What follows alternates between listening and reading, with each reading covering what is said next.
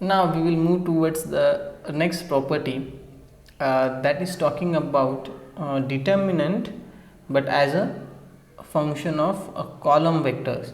Now this concept is essential and should be known to you because it is used to prove many properties of determinants that should be known to you. So let us try to understand first of all how we can write a matrix as a column vectors. Starting with a simple example, suppose I am given a matrix, let us say 1 2 3 4. Now just try to understand and look towards this matrix properly, and what is our first column in this case?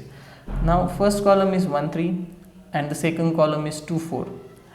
Now as I told you that we are going to see determinant as a function of column vectors. Now since the column word is involved, so you might have understood that this is relating to somewhat columns of the matrix A. Thus it is called as what? As a function of column vectors. That is the reason, right? Now what is the first column of this matrix? First column is 1 3, and what is the second column of the matrix? 2 4. So I can write it as A1 comma A2. In some books they are writing like this as well, A1 A2, okay, but we will use this notation A1 A2, where this A1 is our first column and that is nothing but 1 3, and our A2 is a second column, that is nothing but 2 4. Now see, what do you mean by column vector? There is not much difference. Why it is called as column vector? Because what is the order of this matrix? Order of this matrix is nothing but 2 by 1. So whenever you are having certain matrix which has only one column, I will repeat, whenever you are having a certain matrix which has only one column, then that matrix is called as the column vector. Similarly, if you are having certain matrix which has only one row, then that matrix will be called as what? A row vector. Okay, just keep it in mind. So therefore we are saying that determinant as a function of column vectors. Okay, so so this is how you can write A in terms of what? As a function of column vectors. A as a function of column vectors, but our main motive is to study determinant as a function of column vectors. Okay, so this is what is given here. So initially this A, which is nothing but the matrix ABCD, can be written as a function of column vectors, where what is our first column? It is AC, and our second column is nothing but BD. So now while writing it in determinant notation, how we will write? Determinant of A, simply apply D on both sides. This is what you can think of. So determinant of A will be equal to what? Determinant of A1 comma A2. That is what it is given here. So don't worry about this notation. This notation simply means that it is determinant of some matrix, okay, where this A1 and A2 are column vectors. Now this idea can be generalized to any square matrix. Over here, for understanding purpose, I have taken a matrix of order 2, and these are some different notations of determinants which we already know. So this is the new one, right? So here we are going to make the use of determinant function as a column vectors in order to prove certain properties of determinant that are beneficial and useful to solve the determinant in a easier way. So that the first property that we will study is the linearity property. So as a function of column vectors, our determinant is linear. Now what exactly is meaning of linear, that I will explain to you. See, so over here I have given one example. So think that you are having a 2 by 2 matrix only. So whatever first column of that matrix is there, that I have written as a sum of two column vectors, C and C dash. Let me explain you in a proper way. Suppose I am having a 2 by 2 matrix which is 1 2 3 4. So how can I write it? 1 plus 0, this 2 as it is. 3 can be written as either 1 plus 2, 2 plus 1, your choice is whatever you want you can write it as per your choice. So I will write it as 2 plus 1, even you can write it as, let us say, 6 minus 3, but in the beginning we will stick to positive values. So 2 plus 1 and this second column as it is. So that is exactly done over here. The first column is a sum of 2 column vectors and the second column is A2. So the linearity property says that, see here, this second column is fixed, but how can you write it? Now this plus can be distributed. Okay, how it can be distributed? So this determinant can be written as, I will say, determinant of this matrix can be written as determinant of, okay, this second column will be unchanged, 2 4. Now since this first column is a sum of 2 column vectors again, so I can write here 1 2, this 1 and 2 has appeared, plus, okay, determinant of what? Now second column will be as it is, that is 2 4, and over here I will write 0 1. Now just try to find determinant of these two matrices. So it will be 4 minus 4, this will be 0, and this will be 0 minus 2, that is nothing but minus 2. Okay, and you will find that the determinant of A is also minus 2. So 4 minus 6, that is nothing but minus 2.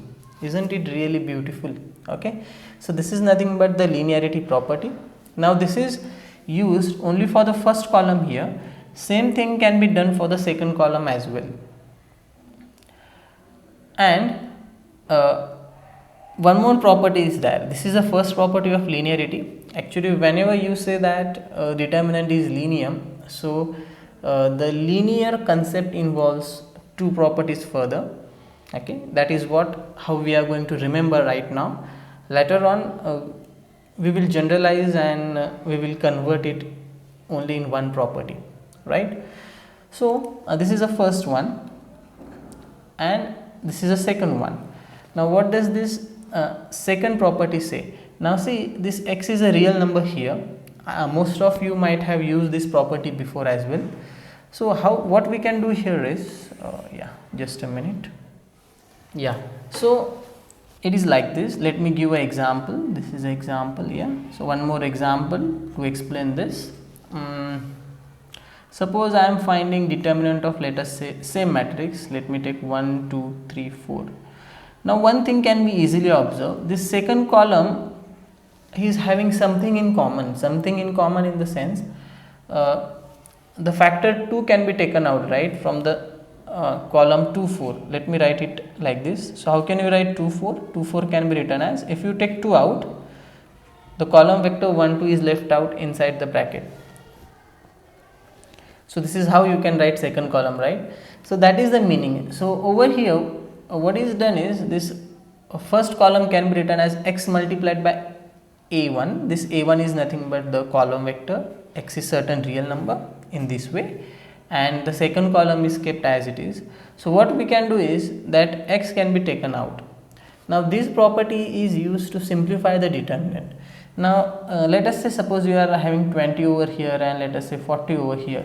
Now same thing can be done, because 20 and 40 can be written as, now you can take 20 out, so 20 multiplied by 1 2. If certain column is multiplied by some scalar, then that scalar can be taken outside of the determinant sign. Now remember, this is also true for the second column as well. Here the property is shown only for first column, but in this example we are using it for the second column. Now you can see that the second column has a scalar 20 inside it, so that 20 can be pulled out. So determinant of what, this 1 3, 1 3, and what is left out here, 1 2, which is equal to 20 multiplied by, it should be 1, that's right. Okay, so this will be 20, 2 minus 3, that is minus 1, so answer will be minus 20. Okay, same thing can be done, let us say, for our A matrix itself, that is 1 2 3 4. Now in this case 2 will be taken out and it will be 2 multiplied by 2 minus 3, and that will be minus 2, and that was exactly our determinant of the matrix A. So this is how this property can be used. Now let us say we have to find determinant of let me say So how to find determinant of this matrix? So determinant of, now you can see that the first column is a multiple of 5 there, right? This is also multiple of 5, this is also multiple of 5, so that 5 can be taken out. So what will be left here? 5 ones are 5, this is D, remember, and 5 twos are 10. Next, second column we can see is a multiple of 2, so that 2 can be also taken out. So 2 multiplied by 5 outside, and inside 8 and 9. Okay, so this will be equal to 10, determinant of 1, 2, 8, 9, and which can be solved further. So this is how you can make the use of this linearity property rather to simplify your calculations while finding the determinant. Now there are some other properties as well, but before that let us try to understand and explore this linearity property more. Okay, so yeah, let me explain you how we can use it. Suppose I am having some determinant of, let us say, alpha. Remember, alpha is a scalar. Alpha a1 plus beta a2, okay, comma, and in the second column let us say I am having some alpha 1 or alpha 2 maybe, or gamma. I will go for gamma b1 plus delta b2. Yeah. Now how can we use the linearity property to simplify this? Definitely we can simplify it. So how we can do it? First of all, we will keep one column to be fixed, and we will use the linearity property for only one column. Okay, so let us fix this column first of all. So I will not change the first column right now. So I will use the linearity property for the first column.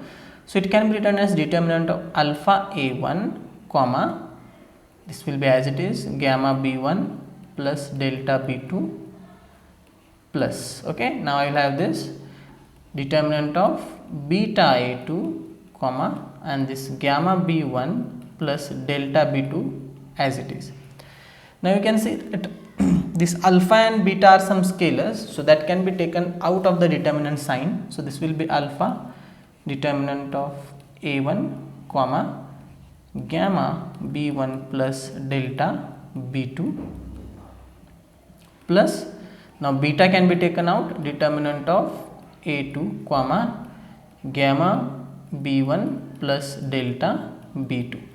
Now similarly you can try to use the linearity property for this second column, and similarly here also, and simply try to simplify it. So this is how you can use the linearity property. So by using this property, we are going to prove a famous theorem, that is nothing but Cramer's rule, which is used to solve a system of linear equation later on in this unit.